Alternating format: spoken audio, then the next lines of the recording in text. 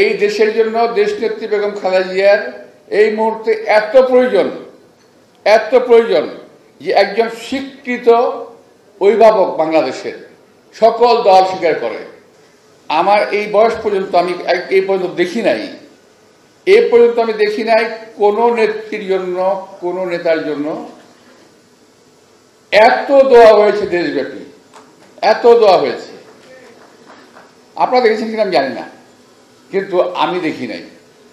যেখানে গেছি আমি দোয়া কথা বলার আগেই দেখলাম যে তারা হুজুর রেডি রেখেছে, মিছিলে, মিটিংয়ে যেখানে গেছি আগেই দেশনীতির জন্য দোয়া, তারপর অন্য কাজ।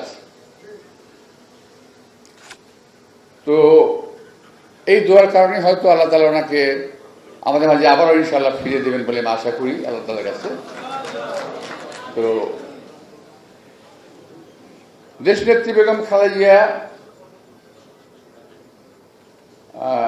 উনি আমাদের মাঝে ফিরে আসবেন, এটা পরম দয়ালু করুণা আল্লাহ তাআলার কাছে আমাদের সকলের প্রার্থনা হোক, আমাদের সকলের চাহিদা হোক যে আমাদের এতগুলো মানুষ, বাংলাদেশের প্রতিটি মানুষ দলমত নির্বিশেষে, বলেছি যে দলমত নির্বিশেষে তার জন্য দোয়া করছে এবং তার দীর্ঘায়ু কামনা করছে।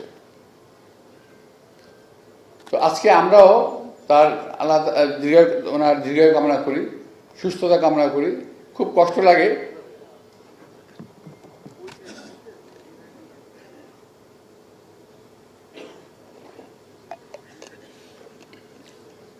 যখন মনে হয় আজকে তো ওনার থাকার কথা এখানে,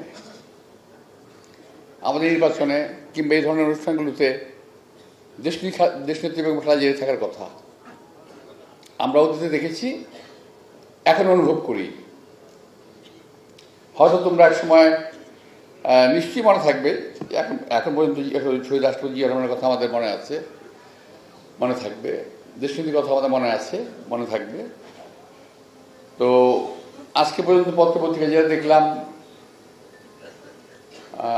ওনার অবস্থা স্থিতিশীল, অর্থাৎ খারাপ হয় নাই। আমরা পরম দয়ালু করুণা আল্লাহ তাআলার কাছে কামনা করব যে খারাপ যেন না হয়, এখন যেন অবস্থা একটু ভালোর দিকে যায়। ওনাকে আমাদের খুব প্রয়োজন। এই দেশের জন্য দেশনেত্রী বেগম খালেদা জিয়ার এই মুহূর্তে এত প্রয়োজন যে একজন স্বীকৃত অভিভাবক বাংলাদেশের সকল দল স্বীকার করে। এমনকি আমাদের চরম শত্রু যে দলগুলো আছে, আমাদের বিএনপিকে পছন্দ করে না, তারাও স্বীকার করেছে দেশনেত্রী বেগম খালেদা জিয়া এখন দলমত নির্বিশেষে সকল মানুষের অভিভাবক উনি।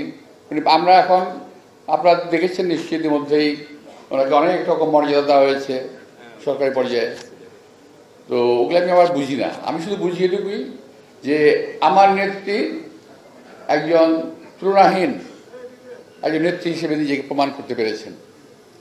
আমি গর্বিত, আর আমাদের সকলের গর্ব করা উচিত যে আমরা এমন একজন নেতা এবং নেত্রী, অতঃপর তাদের উত্তরসূরি আমাদের নেতা তারেক রহমানের মতো মানুষের সঙ্গে আমরা রাজনীতি করতে পেরেছি এবং করছি। আমি আজকে দেশনেত্রী বেগম খালেদা জিয়ার দীর্ঘায়ু কামনা করছি।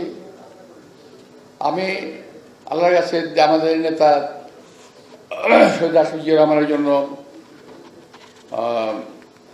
ব্যস্ত কামনা করব এবং আমাদের নেতা তারেক রহমান অচিরেই দেশে ফিরে এসে আমাদের দেশের মানুষের হাল ধরবেন, রাজনীতির হাল ধরবেন এবং নতুন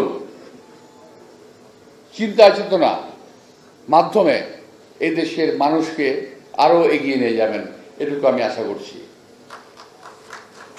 সবশেষে আজকের অনুষ্ঠানের পরম দয়ালু করুণা আল্লাহ তাআলার নামে আজকে আমি এই অনুষ্ঠানের শুভ উদ্বোধনী ঘোষণা করছি। সবাইকে ধন্যবাদ। আমার বক্তব্যের কোনো ভুল ত্রুটি থাকলে ক্ষমা সুন্দর দৃষ্টিতে দেখবেন।